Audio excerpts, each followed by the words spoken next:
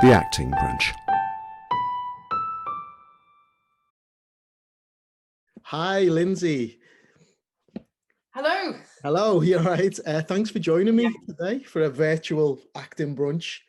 Obviously, we're recording this in January in 2021. So normally I would like to meet up with guests in a coffee shop and have a chat and stuff, but we're going to be doing it the virtual way, which is thanks to the wonders of our technology. So yeah, I've really been looking forward to chatting to you. We've met a couple of times, I think a few years ago, like short film festivals or like acting social events and stuff, and I've chatted to you a couple of times, but it's mostly been like online. I've been sort of following you over the last couple of years, and I really admire the way you are so driven in creating your own opportunities that you're putting out there. You're very good on social media and stuff. So I just wanted to chat to you about that, pick your brains, and talk about your journey as well. You are a actor / writer / filmmaker / artist, and a puppeteer as well. I want to say puppeteer. Is that right? Yeah. Well, so yeah, just to start off, very cliche question this, but tell me about your journey or your path to becoming an actor. Did you start off in sort of school, college, or did you come into it later on in your life? Both, really. The answer to that is both. I went to drama college and I was so lucky. I always knew that I wanted to go into the arts, and I always knew from very young that I wanted to do acting, and I'd always done it. It's kind of things like school and stuff, and I wasn't any good at anything else at all. I wasn't particularly academic, and I was just lived in my own world half the time. And so acting and the sort of creative industries was the natural progression for me. So I went to drama college, and I was really lucky that straight after drama college at 18, I was given an equity contract. I mean, we're going back a long way, where the equity contract would actually come through and it would say equity across it. Wow. I know. I'm kind of giving away my age a little bit as well. So yeah, you're going back kind of sort of 20 years that I got that opportunity straight from college, and so I worked in theatre for a couple of years, but it was a weird place for me in my 20s, because I always say, I say this a lot to people, I was a square peg in a round hole.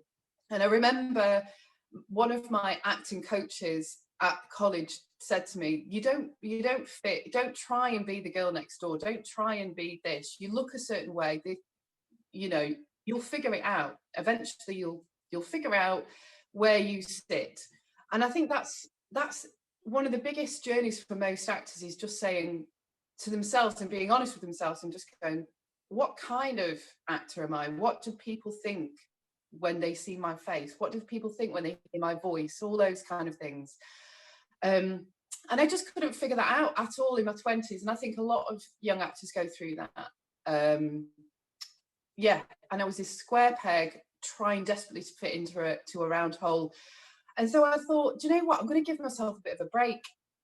And so something else kind of came my way, and I ended up joining a rock band and touring for about 2 or 3 years. Wow. And that came with its own incredible amount of fun. And I was in a band with 7 guys. And it was just the most fun. I can't remember half of it, unfortunately. And back then, those were the days where the internet and Facebook, I mean, that was back in MySpace kind of time. So it's not massively documented, all that. And sometimes we do talk every so often, me and the old band, and go, do you remember doing that? I'm like, no. And like sometimes we would literally turn up at a festival and we had no idea where in the country we were, because we were either massively drunk the night before, and we'd just get in the van, and then we'd just turn up, and our driver would just arrive, and we'd just get on stage, and then the party would continue, etc. So that's that kind of journey. And then we knew the life with the band was really quite chaotic, as I've probably just explained, and quite sort of anarchistic. as well, and so we knew that we knew we had to kind of go our separate ways eventually. And so then I still wasn't kind of ready back to go back into acting, and so I went to live in Australia. Me and my best friend literally just up sticks and just went. And our mantra when we went to Australia was say yes to everything as long as it doesn't as long as it's within our moral compass. Yes. Does that make sense? So say yes to any opportunity. Don't say no to anything as long as we stick together and it's within our moral compass. Yeah. And then that's it. And it was during that time when we lived in the outback for a really long time. We worked on a ranch, and it was during that time that I started figuring out kind of who I was and started kind of maybe giving less of a shit about being this square peg. Yeah. And going, actually, I'm going to start looking for a square hole. So when I came back to the UK, actually, when I was kind of wrapping up my time in Australia, I was looking at studying back in the UK. And so when I came back to the UK, I knew that I wanted to continue studying and I wanted to get back into acting, but I'd been out of it now for probably about 6 years altogether. And so then I went to study at UCLan, and I did a degree in contemporary theatre and performance, which was probably the best thing I could have ever have done, because I knew I didn't necessarily want to go and do an acting course for kind of my own reasons, really. And I don't want to insult other actors and other things like that. But again, I was this square peg. And I was thinking, these courses don't fit with this square peg. But the contemporary theatre course seemed to fit. It was like, it doesn't matter what shape or size your peg is, that, you know, this is the place for you. And so I did 3 years there, and I ended up graduating with first class honours. And it was during that time that I wrote 2 one-woman shows. And that was where this fire came, where I thought, actually, I can start writing. Yeah. I can start doing my own work, and I'm capable of doing my own work. And that was a really scary place to be. But while I was at university and studying, they really pushed that forward. Do you know what I mean? They weren't blowing smoke up your arse, but they were going, actually, you've got this talent to make work, so carry on doing it. And then when I left university, I did 2 of my one-woman shows in theatre. And then I realised that film and TV was where I really wanted to be. Yeah. And that's kind of where I'm up to now. Yeah. And the last kind of couple of years have been building on that. Yeah. So that was a really long answer. Oh, that's a perfect answer. That's exactly. I am old. No, I'm old. So yeah, that's an amazing story. I love the rock band bit in between. Oh just that's great. So yeah, in terms of like for you, you've been creating your own work as well. So obviously, and a lot of people advise that, you know, casting directors even and directors who you watch on webinars, these fantastic webinars that we watch, and they always say, you know, the opportunity there, but don't just sit around and wait for the phone to call. Try and create your own work, create your own opportunities as well. So you've been doing that. Now, have you, correct me if I'm wrong, have you written three short films so far, or was it 4? Yeah. I'm just about to go into pre-production on my 4th. Fantastic. Now, so hopefully I'm filming in May. Fantastic. Okay, we'll talk about that in a moment, because is this Send Me a Postcard, is that right? Is that no, that's this is a different one. Another one. It's on fire. Yeah. Because I was going to ask you about that in a moment, because I've seen something about the script in a festival.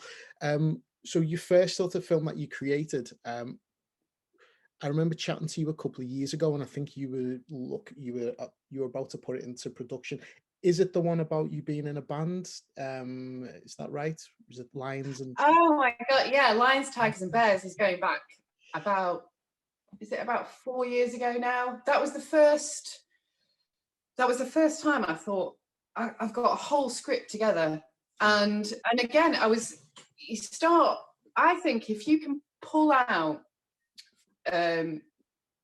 parts of your own life, like to me, Lions, Tigers, and Bears, it sort of amalgamated this the life in the band that I'd had, and I was really literally working on a micro budget with that, and I'd done a film with Lee Bolton with LB Studios, and I really liked the way that Lee worked.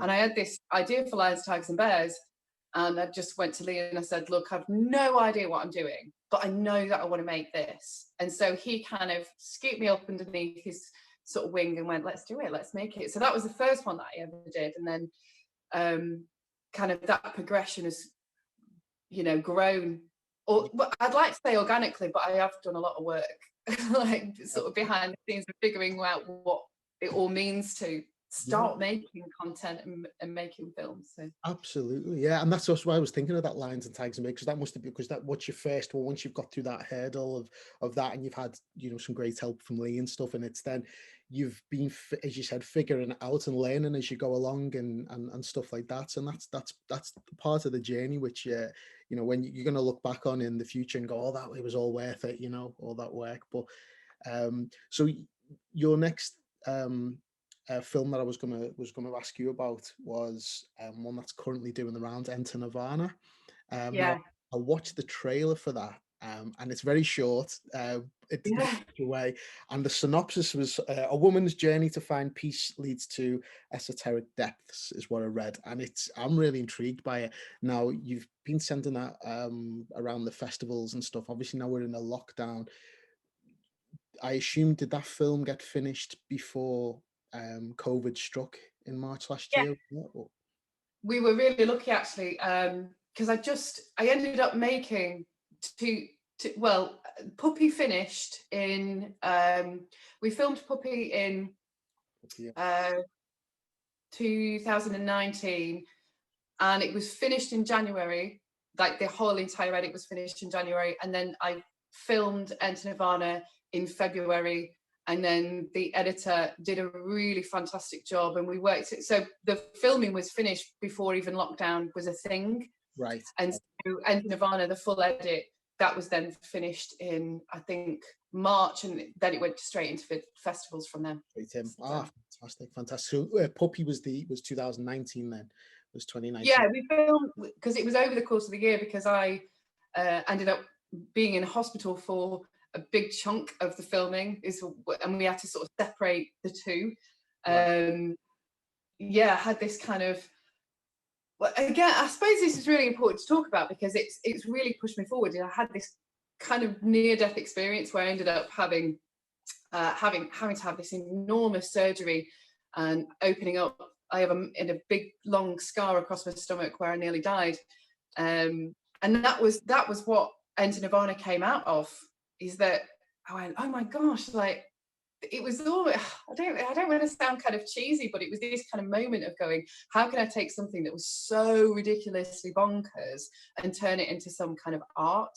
Yeah. Do you know what I mean? Without it being about death or near death. And so Enter Nirvana is effectively my interpretation of what that felt like. Wow. If that makes sense. Okay. Yeah. So 100%. Yeah. Amazing. That's so fantastic. What about with Puppy? Could you tell me a little bit more about that? Is that still going around in festivals itself, or is? Yeah. So Puppy was it started out as a micro horror, as literally a 1-minute horror film. That was it. And what I always do, and what I've always done, is I've never been afraid to seek help and ask for advice. And all the films and things that I've worked on and people that I've really admired, I'll just email you. I'll say, I've got this idea, I've got this script. Just tell me honestly, tell me if it's shit, or tell me if I'm onto something. And I've got some really amazing people that I go to that will always give me their honest opinion.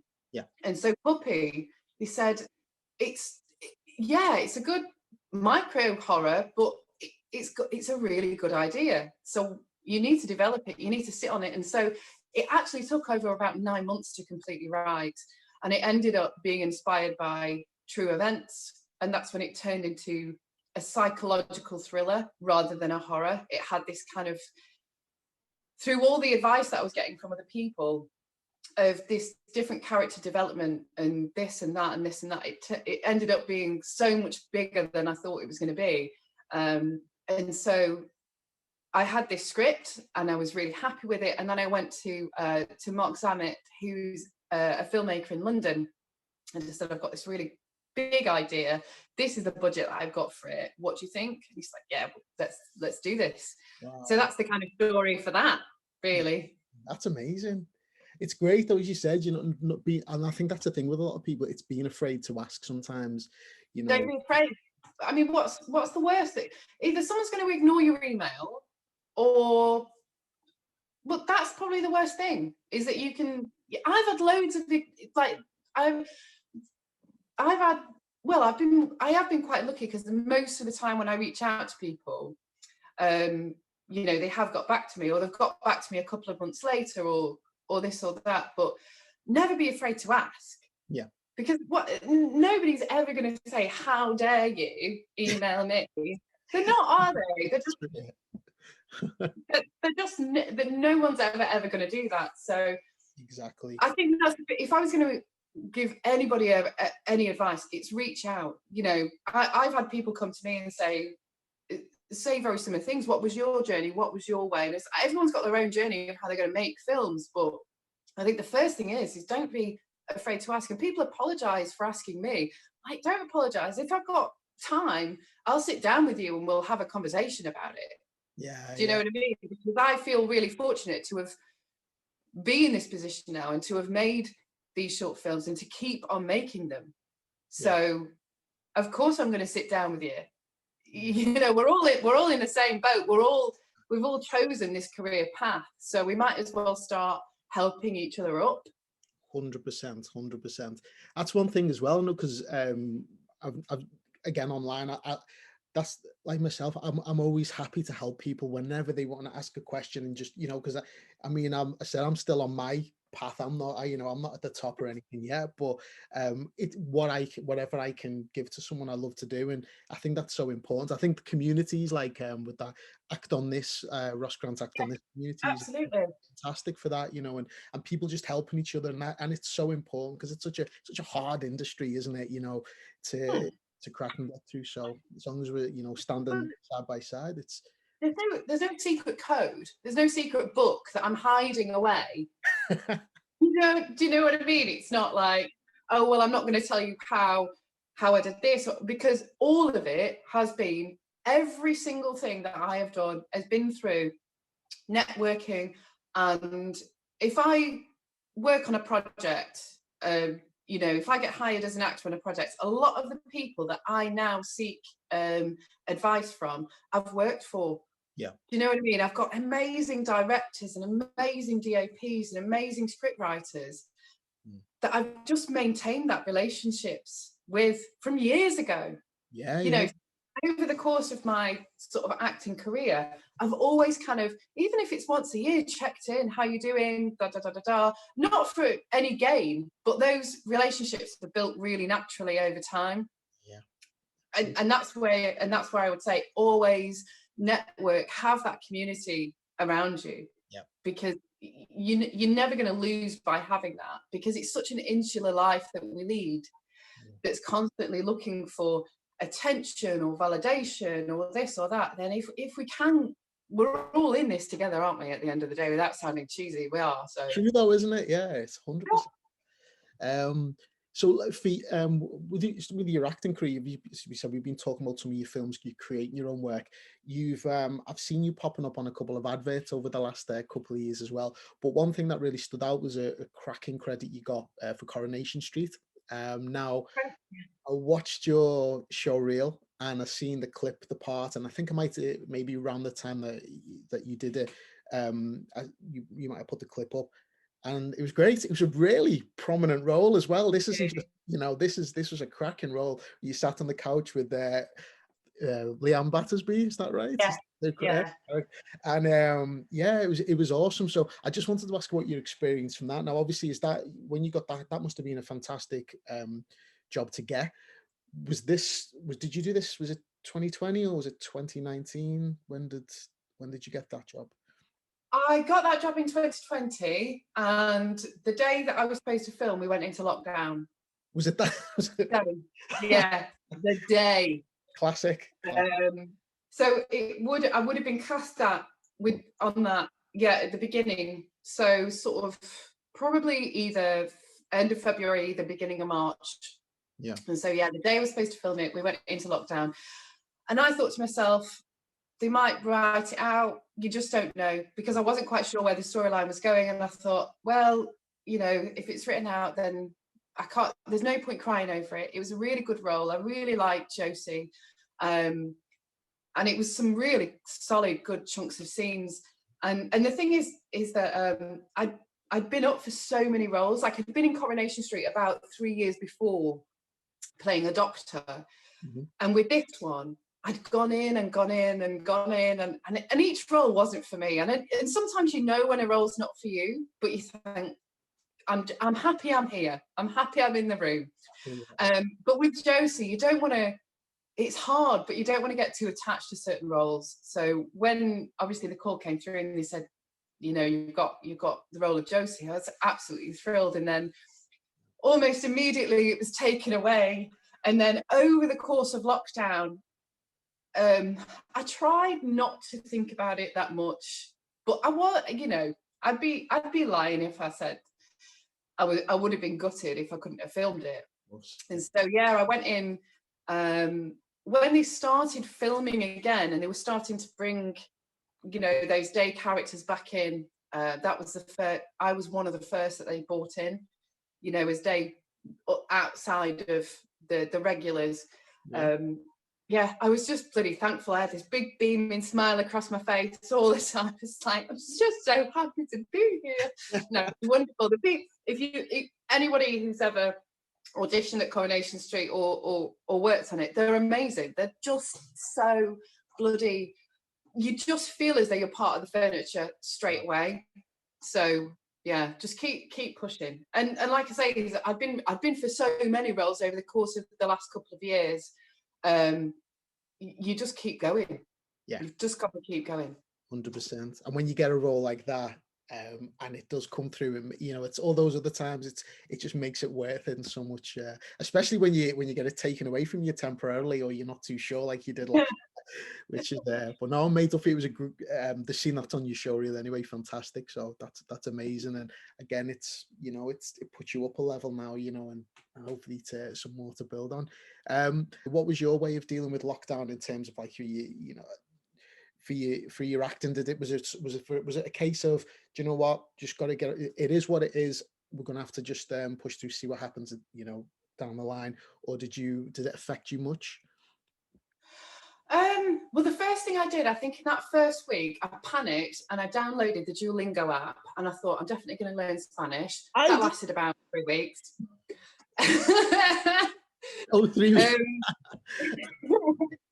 No hablo español. That's about as much as I took away from that. No, so I did do that kind of thing of, right, okay, I've got to do something. Can't get out, can't audition, I've got to do something. But I was really lucky. I threw myself into a bit more writing, and then from the back of Puppy, I thought, what can I do? What things am I capable of doing at the moment? And so the two things that I was capable of doing was networking still and writing. Those were the two things that I was in complete control of. Everything else, whatever was going on outside, that was it. And almost as well as sort of your mental well-being. Do you know what I mean? You can have a week, drink all the Merlot you want, and then stop feeling sorry for yourself. And then, do you know what I mean? Or however long it sort of takes you, and don't feel bad. I mean, I had days where I just didn't get out of bed. And I thought, do you know what? I'm just going to have a Netflix day. That's fine. Exactly. But the two things that I knew that I was in complete control of was networking and writing. And those are the two things that I really focused on doing. And I ended up having a really fantastic meeting with a director. And off the back of that, now Puppy is being developed into a feature film. Wow. And it was all those kind of things. And I think because I started getting that momentum going, and I was starting to take control of, okay, what can I do next? And what can I do next? Things started coming back to me. Do you know what I mean? It was this kind of thing that I was so on the ball, and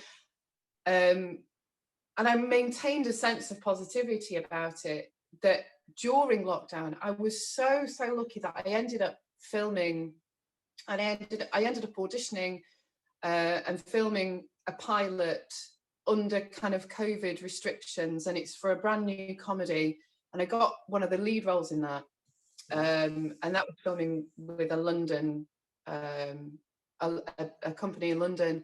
And then I also got Meet the Richardsons, which I filmed in 2020, which is coming out in February. Amazing. But the reason I'm telling you that is because I think it was because I was doing all these other things that, I don't know, is it called like the law of attraction or something like that, that you put these things out and then and so with regard to that, again, I think I was just really, when I look back on it, I go, gosh, that as things go, that was an okay year for me. But it didn't come with it didn't come without its sort of dark times, you know, and you know, my husband was working from home, and I don't think that there were times that I don't think that he might have really understood kind of where my mind was when I said, do you know what, I can't do today, I can't get out of bed today, I need to just stop or I need to start having a drink at 11 o'clock in the morning, or, you know, that's okay, as long as it's not all the time, that is it, and it's okay, and you come out at the end of that. But I think the moment that I started sort of being kinder to myself and started taking the pressure off, that's when I started feeling the rewards. Just kindness. Show yourself a little bit of kindness. Stop being so hard on yourself, and things tend to come from that. Absolutely. I think. Perfectly put. That's exactly, exactly what I said. And they always put that thing, isn't it? It's okay not to be okay. Like you said, the odd days you and down, that's all right. But that's amazing that how you've dealt with that is great. And I think it's inspirational to, I love seeing that from people that have done that, and put things out, and the rewards do come back to you. So that's amazing. I wanted to ask you as well about lockdown festivals. Now, with things like Enter Nirvana being in festivals, obviously the festivals I used to go to, you'd go and watch a bunch of films and people would be there, and etc. So it's all online now, isn't it? Now, I don't know too much about how it's working. So how do they work that at the moment? Well, that's as simple as it is, really. It's all online, and the different festivals that some of the festivals that Enter Nirvana and Puppy have both been at, is that I think Puppy was actually in one that you could have attended, but it was a bit of a risky one. I think I decided not to go to sort of to that one. But the other ones, like Enter Nirvana, seems to have done quite well in Europe, and I think it's because it's quite arty. Okay, it's very artistic. It's classed as art house horror. It hardly has any dialogue in it. I think it has maybe 3 lines of dialogue in the entire thing. Right. And so it did well kind of on the international market and around Europe, I think, for that. And so with regards to online festivals, it actually can have a much bigger audience, because people from all over the world then can attend that festival. They can either get a weekend festival pass, they can get a day festival pass, they can get the short film festival pass, and so all of a sudden your stuff's being seen outside of the typical kind of festival umbrella, really. Yeah, that's awesome. Because I thought it would be something like that, but it's great that you can get these passes and stuff to get people to get access and a larger audience. Yeah, that's amazing. I noticed because again, to give yourself credit for this. Obviously, it's won some awards as well, hasn't it? Enter Nirvana, which is amazing. So it must be good for you when your work is being, as you said, it's done well in those international festivals, but getting some credit for it, I think is must be a really good feeling for you to know that you're on the right path. it's so hard. I mean, that was the first film I'd really sort of properly directed with, you know, I mean, I had directed Lions, Tigers and Bears, but I did it properly guerrilla Lions, Tigers and Bears. Do you know what I mean? It was on the fly. But with this one, you know, I storyboarded the entire thing. I knew which shots I wanted. I knew exactly, you know, and I'd worked with my DOP and my art director for a couple of weeks prior to filming. So I had a you know, it was sort of night and day. And that was a couple of years of learning and watching other directors and seeing what they do and going, right, where is this? You know, like, where do I fall into this? And what kind of films do I really want to make? And with Enter Nirvana, I knew I wanted to make a beautiful film that was weird and creepy. And yeah, and then for it to become sort of recognized, and then people liking it, and then people sort of sitting with it and giving me these reviews, there is a degree of sort of validation for it. And it's a tricky one, because for all the yeses in the festivals you get, you know that there's about 200 no's. Yeah. But nobody else sees that. Do you know what I mean? When you open that email, when you know that that deadline's coming up, and you're like, oh, I didn't get in that one, and I really wanted to get in that one. But then it's the same as auditioning. You get all these no's, and then you get one yeah, and all the no's are forgotten about. Yeah. But yeah, I mean, you know, having awards, I still can't quite get my head around it. Sometimes you'll go, what? Like, you thought mine was the best of that? Okay, I'm gonna, you know, and I think that those kind of things, you don't make it thinking this is going to be an award-winning film. You just make it because you really want to make it. Exactly. And then, you know, if it picks up those kind of things along the way, then it's a massive perk with regards to moving your career forward with regards to filmmaking. Yeah. Like now, as I'm moving into the next project, like already I've got a producer that I think before all that, no producer would look at any of the work that I was going to make, because they don't know who I am. Yeah. But all of a sudden, now you've got a few of these things sort of behind your name. They go, oh, okay. Like, she gets some work done. She's got this kind of weird thing about her. Let's have a look. And so that's kind of, yeah, it's kind of built that way, really. It's yeah, but don't do it for awards. Don't do it for things like that. Just do it because you can't do anything else, that you really want to do it. Yeah, of course. Yeah, of course we do it. It's for the love, isn't it? And for wanting to, you know, to create opportunities. But yeah, no, it's great to see it being successful after the work you've put in for it. So, which is amazing. I wanted to just to touch on two other things.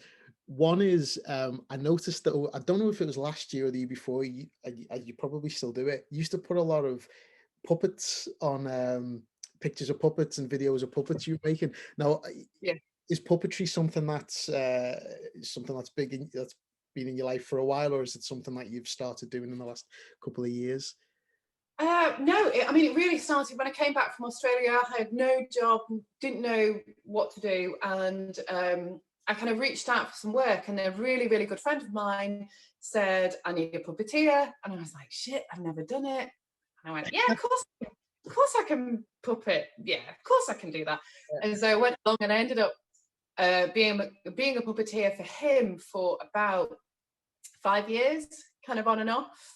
And we had one show that we did 4 shows a day. And that's kind of where I really learned kind of how to hone that craft. And then building puppets was something completely different. Is that I was working as, because the older you get, I mean, that kind of puppetry, it was hard work kind of physically. And the older I got, I was like, oh, I don't know if I can do this anymore. But I was working as his choreographer, building these shows. And I looked at some of the puppets and I thought, I bet I could make something nicer looking than those. Like, I thought the puppets were really ugly.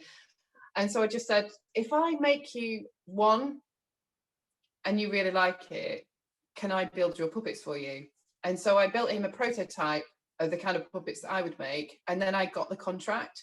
And so I ended up building puppets for him for the following 4 years.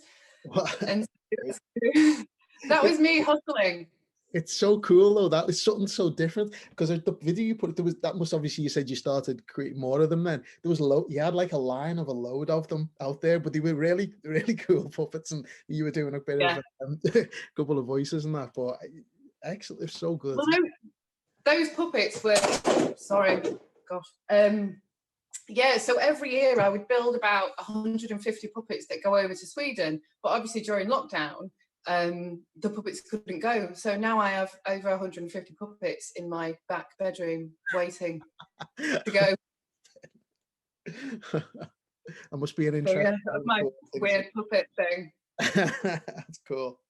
And also I was going to ask you as well, you're an artist as well, I believe. I've seen you do, you live in Blackpool, and I think it was somewhere in Blackpool, or I did see you done like a mural on the wall. Whereabout was that? It was fantastic. It was like comedians or entertainers or something, was it? Yeah, that's another really weird story actually, is that it's a friend of mine who owns a comedy station in Blackpool, and I'd been to the comedy station a few times to go and watch the acts, and he's got this fantastic space, really great club, but one wall was completely like plain, and I was like, that would look really good with loads of comedians on it. And so we ended up getting massively drunk, and I said, can I start a mural on the wall? And I think he was a bit nervous at first, and so I showed him some of the artwork that I'd done before, and I think he felt a bit sorry for me. It's like, okay, start doing the mural. And then it became this enormous project that I did. And then at the end of the second lockdown, when all of our work had disappeared, I mean, I was absolutely on my arse kind of financially.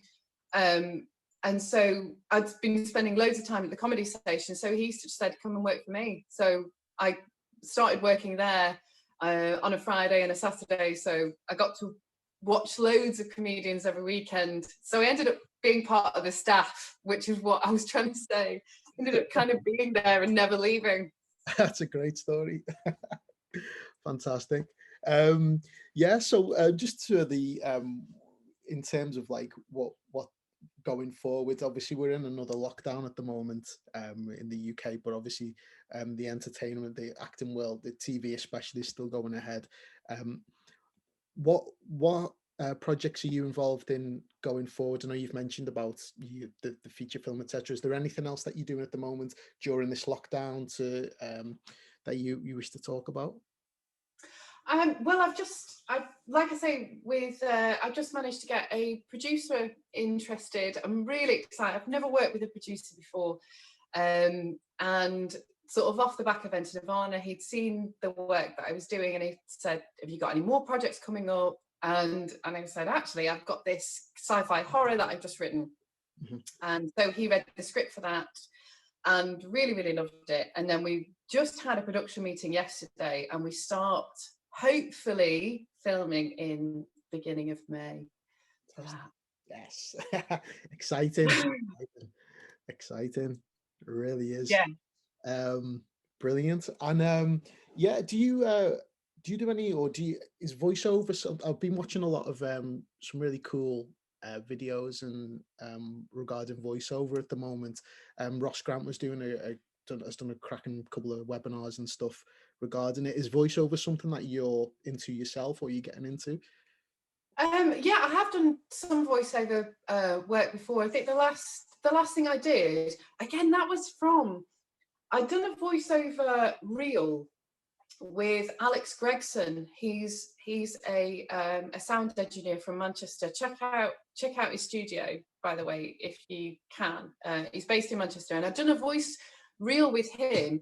And then, strangely enough, I think probably about 6 months later, he recommended me to this company in Switzerland, and I ended up working on a PlayStation game as one of the main characters. Wow. From that. Literally, it was a VR game for PlayStation, and it was his recommendation, and he said, check out this person's work. And I was like, this is absolutely bonkers. So I sort of dipped my toe in that, and I've done bits here and there. But it's something that I do have, or I was starting to work on children's audio books, and I've got a little YouTube channel called Snug in a Bug, and that's me doing audio books for children. Wow, that's brilliant. Yeah, so it's something that I do really enjoy doing it, and every so often people do kind of contact me and say, can you do this, because I've got a tiny little home studio and I can produce things, you know, not to a it's to a degree where people can effectively kind of use it. But I'm no producer by any stretch of the word. But yeah, I think with voiceover, you've got to really throw yourself into it if you're going to take it massively seriously. Like I say, I have a little home studio that if people ask me, then I'll do it.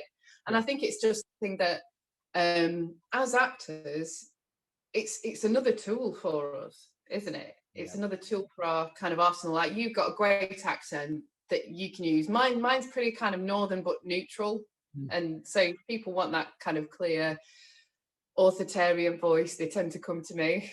But yeah, I would definitely say if it can be just real fun to do. Absolutely. But yeah, check out Alex Gregson. He's an incredible sound engineer. 100%. I will do. But that's fantastic. Listen, it's been a great chat. This I could pick it out. Just one more thing to probably pick your brains about, and also a bit of probably advice you could give out as well. I've got like an idea for like a series, or be like a few parts of a series. What advice would you give in terms of getting that idea down onto paper? I've got in terms of putting it into a sort of script. I've got everything together. Would you advise me getting in touch with, or people to get in touch with, people who are writers who can give you an idea of how to structure it properly, or do you just I mean, do you think you can do it? I think I could have a go. Yeah. Do it then. What I would always say is do a vomit draft. Just get your ideas out there. This is the advice that people have given me, so I'm going to basically just echo what they have said. Do a vomit draft of it. So as the ideas come, it just pulls out, and then you can always revisit that. Another really great piece of advice I was given was do a treatment, which is effectively kind of a bit of a short story that has a beginning, middle, and end, that tells people about your idea. And that's really good for you to go back to. You know, I know that with the feature film of Puppy, the treatment is the thing that I always come back to, of going, have I gone too far off my idea? But I would always say, look, if the thing is if you start using other writers, how are you really going to be able to explain your ideas fully? Very cool. You know, don't worry about things like formatting and stuff like that. Like, I can have a chat with you kind of privately about the kind of programs that I use. I don't need to be privately, actually. I could just tell you here. I use a program called Celtex. That's CELTX. Celtex, right? Celtex completely formats everything that you need to do. It's dead easy to use, and you can do it for feature scripts, you can do it for series, you can do things like that. So check that out. That's exactly what I use for all of my scripts. One really great book with regards to writing is a book called Save the Cat, which you can get on audiobook, or you can just download it. Save the Cat is a really easy kind of step-by-step structured thing about how to format scripts and where your story's going. Okay. But like I say, I think if it's your idea, do it first, and then if at the end of it you go, oh, do you know what, I think I'm a bit stuck here, I think I need some help, then open it up, get some advice. Don't be worried about sending your ideas out, because this isn't kind of Hollywood where somebody's just going to immediately steal your idea and then go make it. Do you know what I mean? We're all kind of in this together. People get very precious about their own ideas, but sharing them, you're going to get so much more kind of back. Yeah. Do you know what I mean? If like I'm involved with a screenwriters group, which is amazing, And then we quite often talk about ideas, or we'll read out each other's scripts. And then at the end of that meeting, they'll go, well, what if the protagonist did this? You go, oh, I've never even thought about that. So again, going back to kind of what we talked about originally, it's being vulnerable and asking for help is okay. But do start doing the work. But if you get stuck, then ask for help. But definitely, if it's your idea, just get it down, or just do bits every day. Fantastic. And that's kind of how I live my life. My office is full of paper everywhere. I think my husband just closes the door. That doesn't exist anymore. But yeah, we can procrastinate till the cows come home. And the thing, I think that one of the main things that stops us from doing anything is fear. Like, is it going to be good enough? Are people going to think this is shit? Is it shit? And then once you stop listening to those ridiculous ideas and just going, well, do you know what? If it's shit, hopefully someone's going to tell me. Yeah. It really is shit, and some things are shit. But what if it's not? Yeah. Then it's your own voice just telling you. That's your own insecurity. But what if it's a brilliant idea? Absolutely. So there you go. That's get it done. I'm expecting you. I'm expecting to hear big things. 100%. I know, great advice. Thank you. But yeah, listen, it's been. I could talk to you all day about our business, what we love doing. Great to chat to you. I really say keep doing what you're doing. You're on a uphill trajectory that's it's going to take you places, and as soon as that rocket's lit, you're going to go to the top. So it's great to see. I love to see people who are putting everything in, who are working so hard, and the rewards are going to come, and it's really inspiring. Hopefully, it'll help people to push on themselves and do the same. So but absolutely. Yeah, I mean, it's absolutely flown by, this chat. I mean, I could talk till the cows come home about kind of anything, and I'm pretty much an open book. So if anyone wants to kind of contact me and ask me about about those journeys into filmmaking and funding and all that kind of thing, then just holler, just ask me. What's your Twitter? What's your Twitter handle? Oh God, I don't know. Things like I'm not really on Twitter. I think Instagram and Facebook Instagram is one of the best places to get me. Okay. I know my Instagram is my full name, but my first name is spelt differently. It's like Lynnsy, then Bennett-Thompson. But just if you type in. But Twitter, I've not really figured out Twitter that much still. So Facebook and Instagram particularly is the main place. If anyone wants to kind of get in touch or what have you, I'm pretty much here all the time. Me and the dog. Brilliant. Oh well, thank you so much. It's been a great chat, and keep the fire burning, and thank you again. You too. See you soon. Yeah, you too. Well done for this, by the way, as well. It's awesome. Love to see you doing it. Thank you. And I'll speak to you soon. Thank you. All right. Thanks. Bye. Bye.